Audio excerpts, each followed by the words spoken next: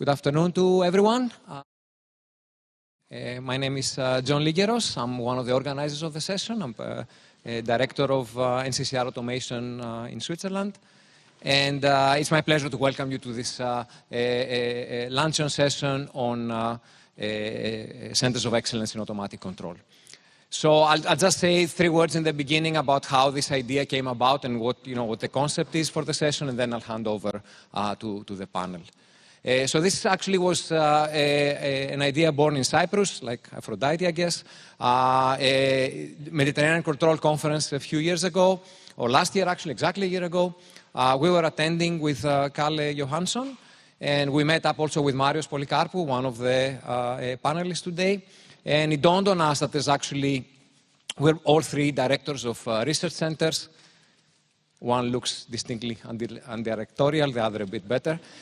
But anyway, we're all directors of centers, and actually it occurred to us that around the world there are excellent centers, research centers in control, and that's actually a strength of the field that we could highlight. So we had the discussion with Kalle about organizing something like this for ECC to highlight centers. And we didn't go much further than that. Then we returned to the conference. Kalle presented a brilliant plenary talk. Then he celebrated by attempting to dance the sirtaki in the conference banquet. I'm sorry about the grainy picture. And then with Carlo Cenedese and Ezra Lelokda, 2 researchers in NCCR Automation, we did a very nice session on transportation control. And then, very much with centers on our mind, we went to the sea. Now, Kalle and I talk a lot, but don't actually do very much. So nothing happened until we met next time. That was in the Samperi Power Conference in Switzerland. And then we had this concept of giving this 360-degree view of centers. So not only research, but also what does it take to take such a center, to secure such a center, what does it take to put it together, and how can you use it to not only do research, but also other things like technology transfer and education activities, and innovate in these fields, exploiting the resources of the centers. And we were also very happy with ourselves for that. Kalle delivered yet another good, excellent plenary talk. I outsourced my talk to Varsa Berunani, one of the researchers in the NCCR Automation. She did a great job. Actually, she just had the next installment of this work 20 minutes ago here. If you missed it, look up the paper, it's pretty good. Because Kalle and I don't do very much, nothing much happened until Elise and Anna stepped into the picture, and they organized this session for us, and they will actually be hosting, they will be moderating the panel. So this is Elise Kahart from NCCR Automation, the managing director of NCCR Automation, from ETH Zurich, and Anna Kiefer from KTH, also assistant to the president of KTH for international relations and the executive director of Digital Future. So I'll hand over to them to introduce the panel and the session. Thank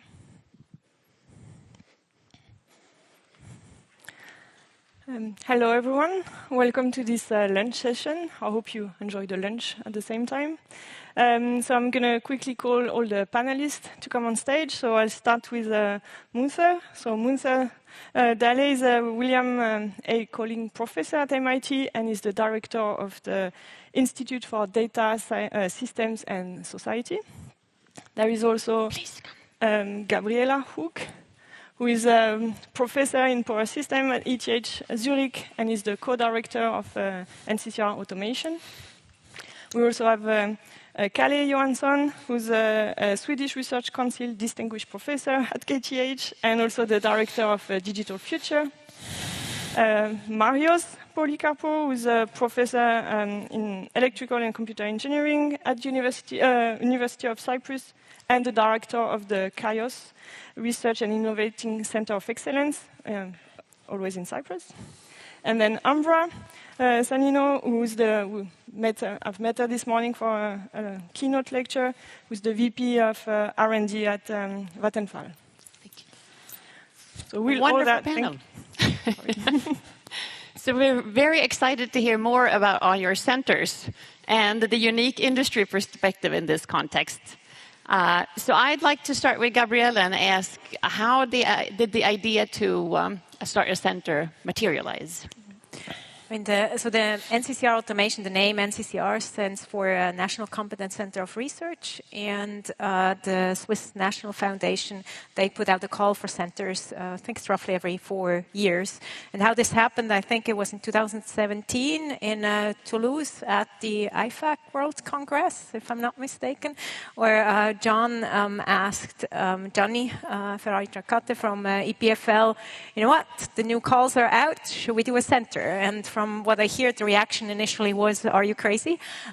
Because it is a significant amount of work, but then the two of them started putting things together and asked people to join. They also felt that application is an important aspect of it, and that's how I essentially came in, because I do power systems, so one of the applications for automation. And that's essentially how it happened. Yep. So you'd say that funding is a key factor? Well, it was this opportunity that came up from the NCCR. I mean, one of my points is actually funding is part of it, but I think, in fact, building the network is the even more important part of the center. Yeah. Mm-hmm. And I would like to move on to Marius with the same question about how your center materialized. Okay, thanks for the invitation. Hello, everybody. So in the GEOS Research Center is at the University of Cyprus. The name GEOS comes, it's from the Greek mythology. It's not initials for anything.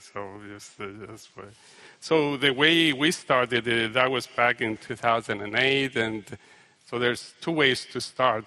From the top down, an opportunity arises, or from the bottom up. In our case, it was something from the bottom up. So it was like a group of friends that wanted to work together, drank too much wine, and they decided to start the center, pretty much. And so it was people that we had similar experiences, similar technical backgrounds, but different expertise. So it was good chemistry, and we worked together. So to share common resources and to be able to do multidisciplinary research. And until 2017, when there was an opportunity from the EU to establish, to upgrade to centers of excellence in countries where there's no long tradition. And that's when we applied and we got more funding. And so that the center started in 2008 and grew up significantly in 2017 in collaboration with Imperial College London. And now we are about 200 people. So it's, but I think the chemistry among the people, I think it's very, very important based on my experience anyways. So it's not only money, it's people and networks and good wine and good friendship. Wine always helps. So how about digital futures? Are there similarities? Or? Yeah, absolutely. I think we are somehow an interpolation of these two stories. So what happened was that we had something directly funded from the government since 2010. And then there started to be some rumors around 2016 or 17 that the government liked us so much they want to triple our funding. And then we went together with faculty members. We went on retreat. We went on retreat also with industry. We had another retreat with more the societal aspect, the city, and so on. Basically saying, okay, if this happens, that the rumor says in 2020, then we should do something significant. And what happened was then that in November 2019, we read the decisions by the government, and they actually held what they promised some years back, and then we started Digital Futures. So I think both of these things are very important for us. It's kind of a once-in-a-lifetime thing with that significant funding, but also to early on get together with colleagues and discuss what is needed. What would you really like to do? So it was like a mix, you can say, of this top-down and bottom-up with some significant funding with that. And I believe another common denominator here is the cross-disciplinary approach. Yes, right. Exactly. And I think, we are all quite different, I think. In our case, we really were starting at that time, 2020, saying that, okay, it's not just control, it's not just automation, it's not just communication. So that's why we come up with this science for the digital transformation. So what is the science? And then we really built it in such a way so that we went out to other disciplines that we typically don't work with. So with legal scholars from Stockholm universities, with cognitive scientists and civil engineering. Here at KTH, we didn't work much with civil engineering before from the ECC and so on. So yeah, that's right. That was very important to get everyone on board, so to say, thinking together. And let's hear from MIT. Okay, so, well, first of all, thank you for the invitation. It's really nice to be able to talk about some of the work that we've done. So our starting point was a little different. Not much wine was going on. In about 2013, MIT started sort of a panic attack that things are moving very rapidly in terms of data and technology, and that computer science is in a way in the lead because computer scientists are able to manage all the pipelines and move data and run algorithms. But that actually the problems are more fundamental than just running algorithms and so forth. Now there is also a fear of the social and economic impact that all of this is going to have. And we started wondering, how is it that we are going to be prepared at MIT to tackle these types of questions. So we had, so the provost and the president put together a committee to think about this. The committee size was 40 faculty. Everybody on campus thought this is exactly the process of killing the project. Because, there's no way that 40 faculty will ever come together with a concept. But in fact, actually, we did. And we were subcommittees and we came together at the end. But we did, and the whole idea was that that created the Institute for Data Systems and Society. So really it's about societal challenges tackled from a data and systems perspective. So the role of system theory became in the center, but now this is a merger with the role of data in the whole thing. There was an added complication, but value is that MIT never had a department of statistics, never had. 50 years of attempts to build a department of statistics have failed. So that actually was sort of like a drawback, but actually became an opportunity because now we can build statistics and systems from scratch, looking at what the future needs for these high-dimensional problems and sort of complexity that come with machine learning and data science and artificial intelligence and so forth. The difference between what was said before and what we did is that we decided that this entity is going to be an institute, not a center. And an institute at MIT is an academic unit. It's not a research unit. It's just that the difference between an institute and a department is that departments live under colleges and schools, and institutes live across colleges and schools. So IDSS became essentially a department that reported to all the 5 schools. But as a department, you hold faculty, you can hire faculty, you have academic programs as well as run research. So we are effectively a department within MIT, and we run like any other department, but we just sit under multiple schools. So there are different ways of organizing this. We're a different organization. Wonderful. And very interesting now to hear from our industry representative. I think many of you probably listened to Ambra this morning when she was keynote speaker. And now against this backdrop of these amazing centers, what's the industry perspective? How do you work with academia? What do you see as the would be the benefits or Thank you for this opportunity to be here in this panel. And I had thought of some things to say. And then when you are talking, there's so much that resonates with me, so I had to quickly scratch down or I have changed my mind completely. No, but I hear a lot that resonates with me. I mean, we work a lot with university in different settings. And we are also in some centers. Of course, I think that goes for many other industry or companies. What we look for is mainly three things. One is, of course, to be able to access cutting-edge research that is done in universities, and now we could use that, of course. Second is talent development, so talent pipeline for us, and that goes for all university corporations. And then somehow that societal aspect, I think it was interesting that it came up, and in a way that makes us also, it's a way to future-proof also what we are doing, etc., and to access that societal aspect in a different way in that context. So I think that was also resonated a lot. But that goes for all our corporations.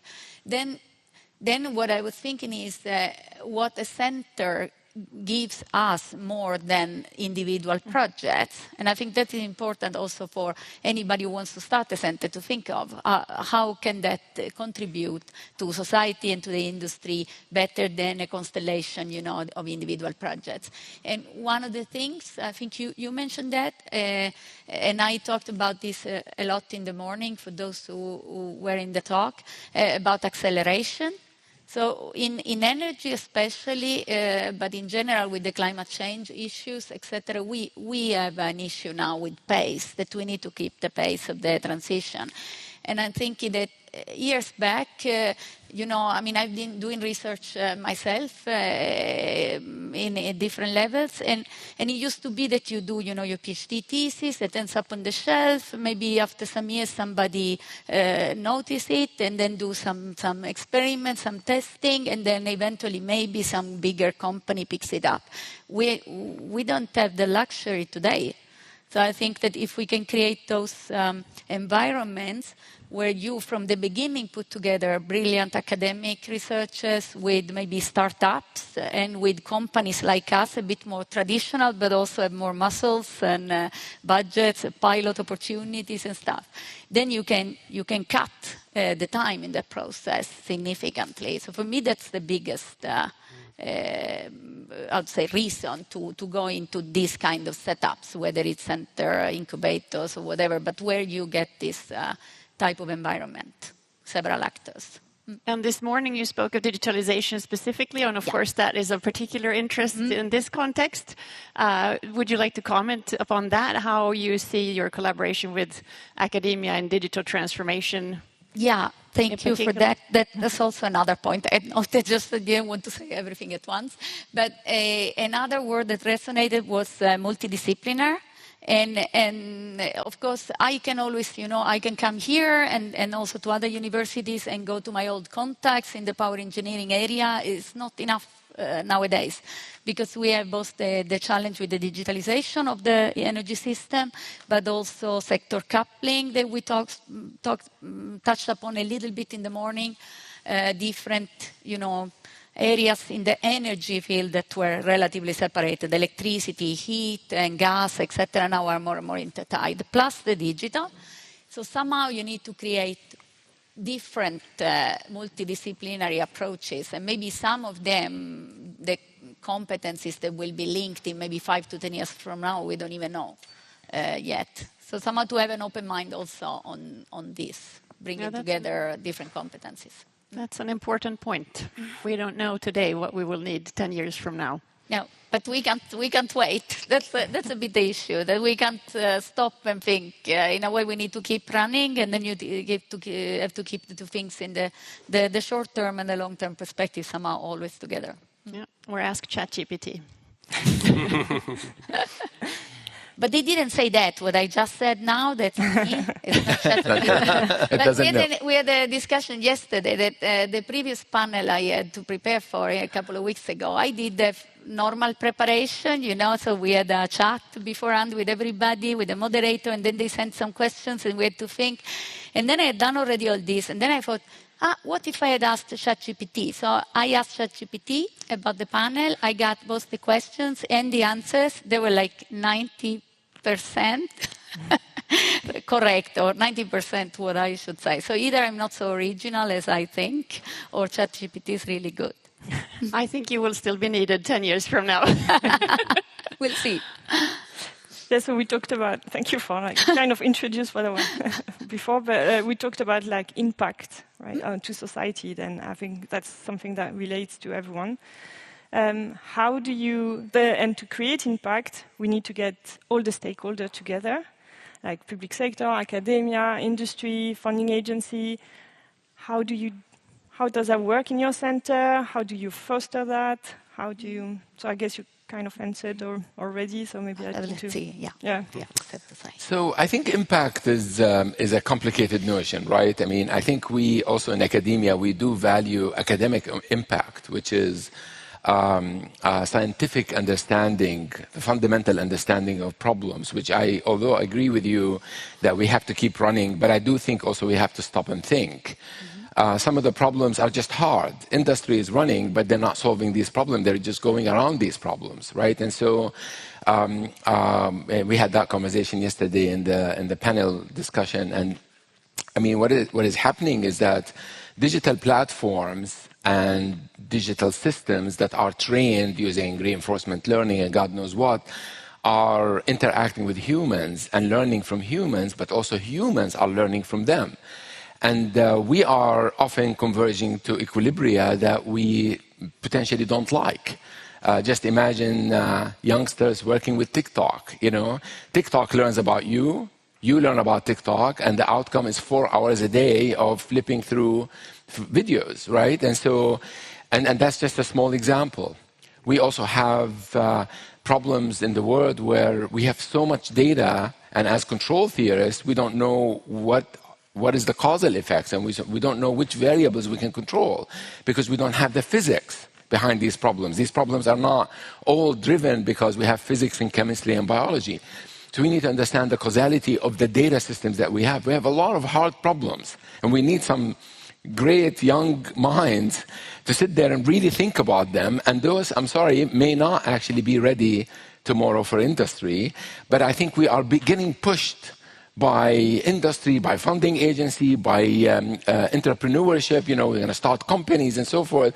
And I feel like one of the oldest people in this panel is that I want to slow it down. I want our students and our researchers to think. And so in our institute, we allow the spectrum of research, right? I mean, we allow students to actually, I would just give you an example. We had, and I'll stop. One of our recent PhD theses is looking at fluid democracy. Why is it a fluid democracy? Fluid democracy is a notion of delegating others to vote for you on different questions.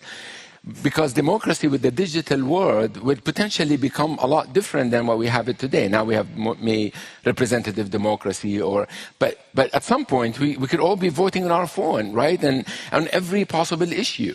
Right? And so how do I vote on things that I don't understand? Maybe I'll designate Khalid to vote for me on one particular issue. And so we had someone who studied the systemic issue of doing fluid democracy. And I'm saying it's not going to be applied tomorrow, nor that countries are going to pick it up. But we have now a better understanding of fundamental questions about how democratic systems work. I think, impact is in the scientific world is also critical.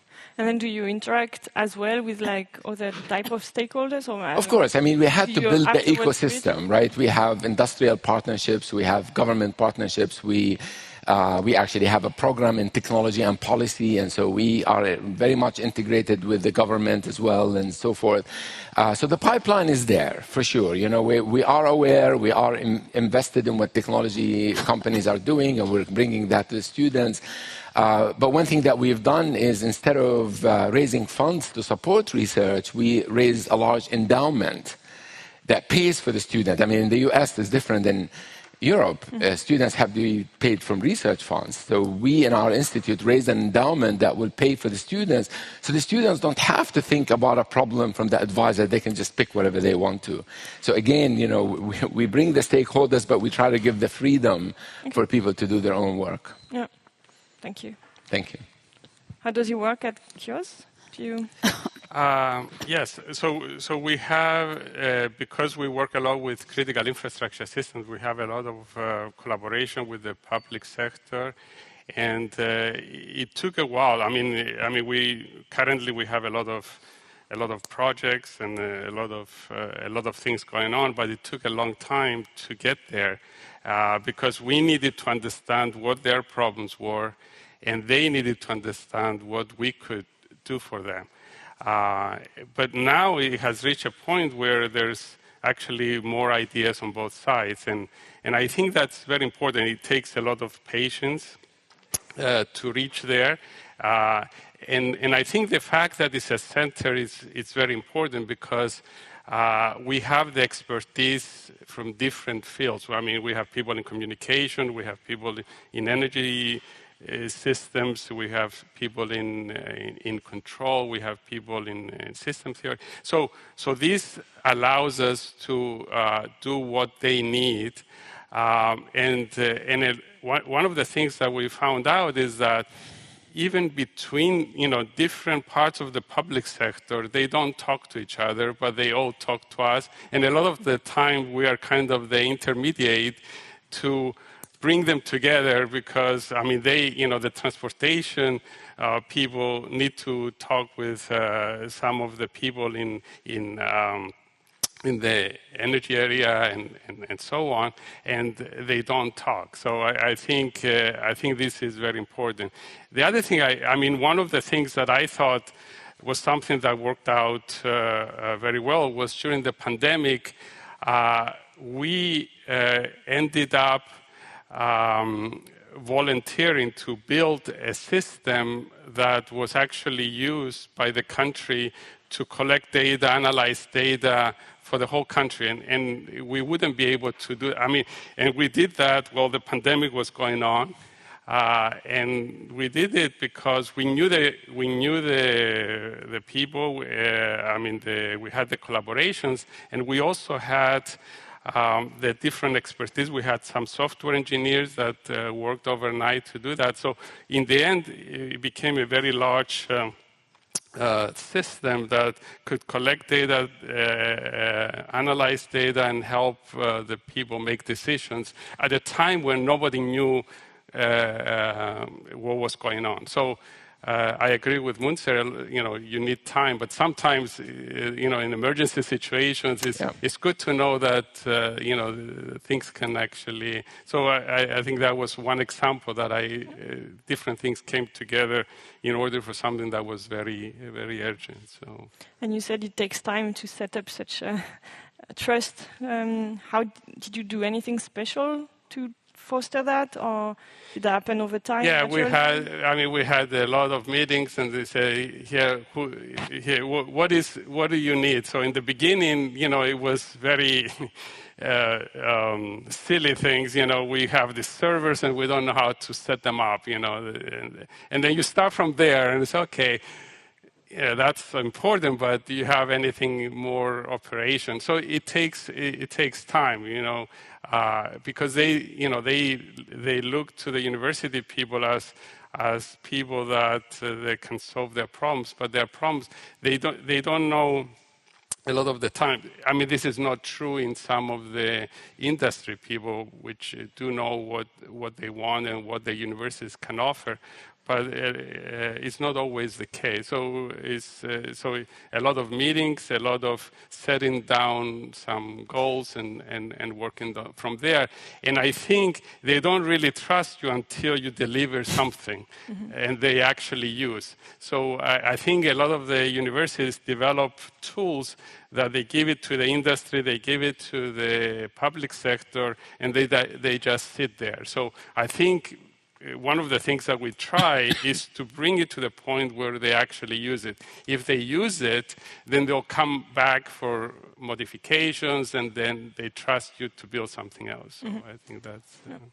Maybe one comment on this. I can agree very much on that, and it's the issue. I think I also see it in big companies, put it this way, at least all the 3 ones I've been working with, and is this issue, I think you were describing how to get out of this trap of being seen as a free consultant, right? Consulting for free, and to go more and more to do a real development, and then maybe evolve into a strategic dialogue with your partners, whether it's internal or external. I think that's a similar issue. And I agree with you that sometimes you have to start with that, with doing some free consultancy, just to create the trust. And but then somehow it's important not to get stuck in the trap and then try to get out of that role. So I think you described it very, very, very nicely.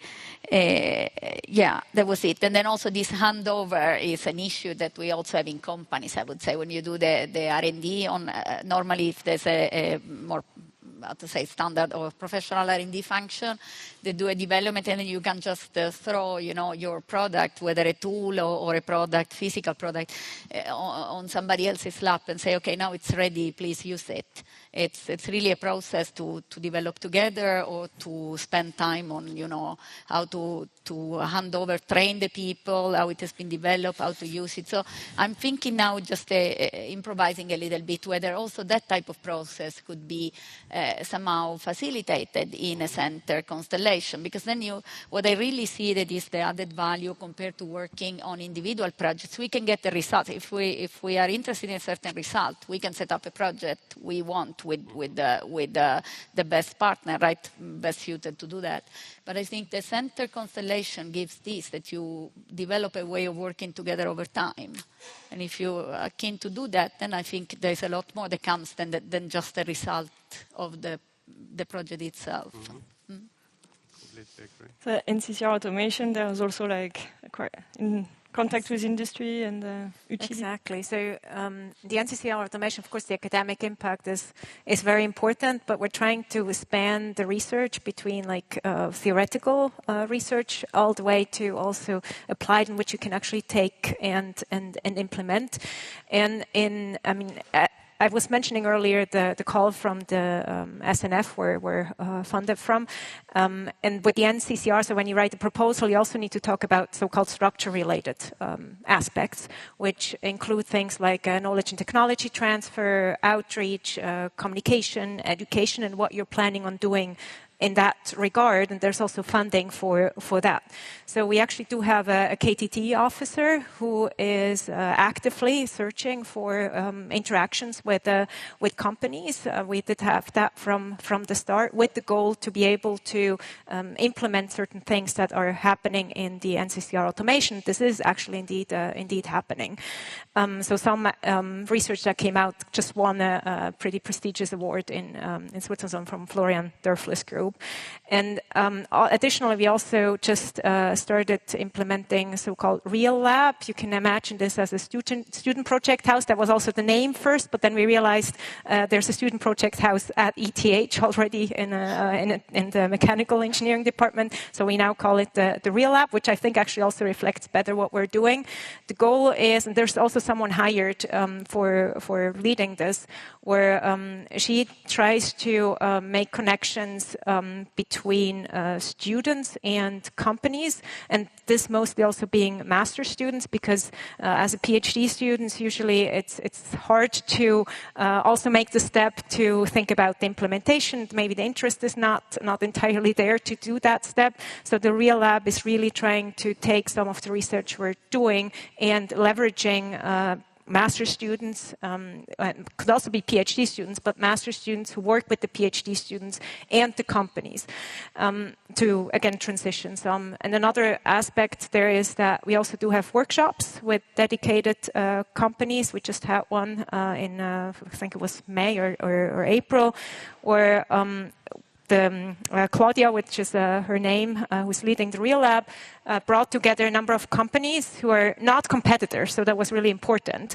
Smaller companies that were interested in working with the NCCR automation, and they were basically sharing what are issues or problems that they could use help with, particularly with the methods, to go and apply these methods. So we're really actively seeking the interactions with companies, not necessarily for funding, but for giving us the problems, and also, again, being able to transition the research that we're doing on the application side. So then having staff dedicated to that might help. Exactly. What do you think, Kale, with Digital Future?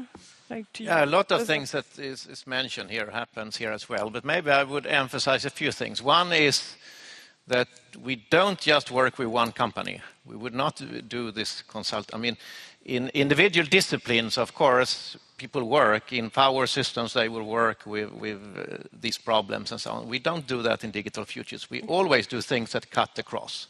So the digital transformation of the energy network would be something. And we do a lot of this type of matchmaking workshops. So matchmaking with different industry, with the city and these partners, but also matching then faculties. So from different areas, and we are about 200 faculty members in Digital Futures. And to mention one thing which seems to have been a success story is that we have a particular program for junior faculty. So when you have been in the business for some time, you maybe like to work cross-disciplinary or you don't, and that's fine, right? Whatever. But to give the junior faculty opportunity to actually matchmake and meet people from other domain has been really very nice, and also let junior faculty come in and get contacts with the city of Stockholm. So we run a number of test beds in the city right now, and we run a lot of crazy workshops. Actually, the mayor that some of us met, if you were there on Tuesday night, she talked about this drone hunting geese project, right? Because in Stockholm, on the beaches, there is a problem with those Canada geese, and then there is, now you can use drones to, let's not get into the discussion if it's ethical or not, but these are kind of the things, when you put people from completely different areas together in a room, they start brainstorming about that. And I think that's a nice thing to also allow us as faculty members to early start thinking about what is the good that we are doing, and what actually the city, for instance, or the citizens, what are their concern, and what can we at the university do more than educating and do our research. Remember those two, they met as young researchers in front of the copy machine, and then they got the Nobel Prize last year, right? 30 years later. So I think the way we work today, it's at least it's going to be less and less of these random, bumping into each other in front of the copy machine. You have more or less no copy machines or similar, and work a lot from remote. So I think to create this matchmaking or even without, how to say, not on purpose, but to create this exchange between people from different competence areas definitely is. And that's also, so here we have this mobility program. So if you want to come back to talk, we have like a sabbatical programs. We have, on different levels, postdoc programs, of course, but also we have undergrad students coming from different parts of the world, coming here over the summer, working and so on. So for us to get people up in the northern part of Europe, these things have been very important, just to get people coming through and see what a great place this is, but also what interesting research problems there are. So I testify to that. So I think we've heard a lot of success factors, but I would like to have you summarize a little. If you were to say in 3 words, what are the success, or what recommendation you would give to someone here who wishes to establish a center, what might that be? And it could be things to be aware of too, not necessarily just success factors, unsuccess factors too, perhaps.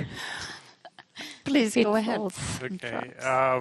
3 words. And you can motivate them a little if you wish. I think they get the right people on board. I think you need good chemistry, and I think that's important. But this is the easy part. I think at the same time you need people with different expertise to come together and talk the same language. And I think centers facilitate that. So if you can get this disciplinary people from different disciplines to come together and discuss research and solve problems, I think that's the most important thing. It's about the people. Kalle. Yeah, in addition, and for us here, I think it's also been very important to be inspired by others. Also, some of them are here in the panel. So kind of look outside and then bring that home a bit and tell now your partners in the government or in the industry that no, we are not going to run this the usual way. If you want to be on board, then you have to commit. And we had that early discussion, actually. We don't have so many, we are 11 partners now. But we were actually very careful, saying, okay, you have to be dedicated, and I won't go into all the different funding systems and dedication, but that needs to be there. Mm-hmm. And that actually quite early, it was some who said, no, we cannot commit. Some others were very excited, and then we get some partners that we never thought we were going to get in, but they say, okay, we have to be there because we need to recruit those with a background in data science, even if we now are a medical company, and you can maybe guess what this Swedish medical company is. But anyhow, so we kind of got in contact with industry that we wouldn't think from the beginning, but they got interested in the model and actually meeting with those other, both scientific researchers as well as industries. Yeah.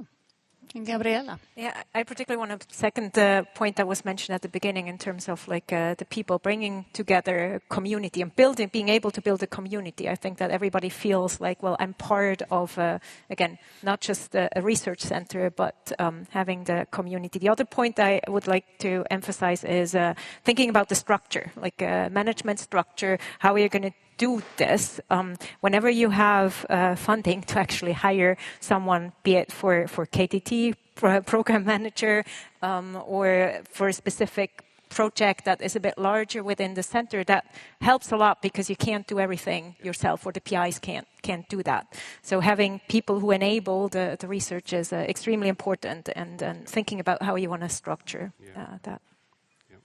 Yeah. Thank you. Munther. So I agree with definitely the people, the structure, and the exploration, and looking at what other people are doing. I want to say that in our institute, and one message I would say is to focus on the students. How are you educating the students? Our motto at IDSS is that we're trying to produce the trilingual student. Trilingual in the sense that they are experts in information and decision systems, statistics, and economics and social sciences, and humanity. And so it's a big fet, but those are talented students. They have to be able to become these interdisciplinary, become a transdiscipline, a concept that comes together with them as one person, not he's the statistician and here is the system theory. That's our focus. We produce those types of students, and then, of course, they interact in different domains and they try to tackle those questions. So that's our emphasis. That was deliberate right from the beginning in building the institute. I believe that's what Michael Jordan touched upon yesterday also, that you need this coherent approach. Yeah. Yes, Ambra. So, Anna, I was thinking, it seems like I'm getting almost the last word, and then you probably close the panel. So I'm going to tell you the 3 words that ChatGPT told me. And these are exactly what I would have said anyway, because if I try to make a summary of what we've been talking about, it's in 3 important words, critical for anybody who wants to start a center. So ChatGPT said collaboration, innovation, and impact. I mean, so I think that's a lot about what we discussed. And on the collaboration, I think the multidisciplinarity, I mean, for me, it's impossible now to come with something new that has not been said. I think that's clear. But multidisciplinarity, and I was thinking of this aspect that is both the multidisciplinary collaboration and the innovation. It's not only technical. I think we touch upon that a lot. But I think if I connect to what I was talking about this morning, the thing is that now a lot of the things we are working on, if we need to be, and we must be successful with the energy transition, we need to really involve everybody. Because people, young and old, women and men from wherever, all over the world, they need to start using electric cars and install solar panels and whatever. So what case do you make to improve that social acceptance? How do you make people from different age categories and different countries or whatever to be on board with that? So I think it's an important point to realize that not only technical, but also business models, social acceptance, a lot of the other more socially oriented disciplines that we have discussed. So, yeah, that was it. Wonderful. So I think we have some ingredients. Money matters, but it's not all. Above all, it's about friends. You need to talk to your friends. You need to talk to those who are not yet your friends, but who need to be your friends. You need some structure. You need that collaboration with different sectors and different disciplines and different generations. We should introduce the new generations, talk to our students, make sure they get a wide perspective on matters. You forgot the wine. Don't forget And the wine. The wine. With a glass of wine. Thank you very much for listening to our wonderful panel, and thank you, panelists. Great.